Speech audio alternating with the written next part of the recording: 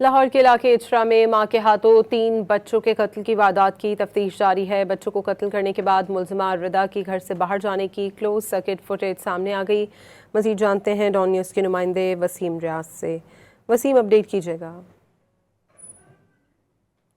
लाहौर में मां के हाथों 3 बच्चों के कत्ल की तफ्तीश जारी है। वारदात के बाद मुलजिमा के घर से जाने की सीसीटीवी फुटेज सामने आ गई है। पुलिस के मुताबिक मुलजिमा ने वारदात के बाद क्राइम सीन तब्दील करने की कोशिश की।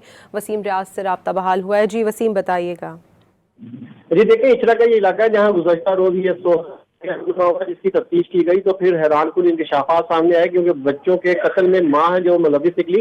अब इसकी सीसीटीवी फुटेज हासिल की गई है। पुलिस ने मुख्तलिफ सीसीटीवी फुटेज और जदीद टेक्नोलॉजी का इस्तेमाल किया और फिर मुलजिमा की जो है वो शनाख्त की। बच्चों को कत्ल करने के बाद जो मुलजिमा है वो रिदा की फुटेज जो है वो घर के बाहर के जो कैमरा है मनाजिर जो है पोस्ट किए हैं। कत्ल करने के बाद आपको नदी से जाते हुए देखा जा रहा है। कत्ल की वारदात करने की जो है कोशिश मुलजिमा ने आकर मोहल्ले के साथ मिलकर हॉल जो है वो ठीक कोई घर में लग गया है, लेकिन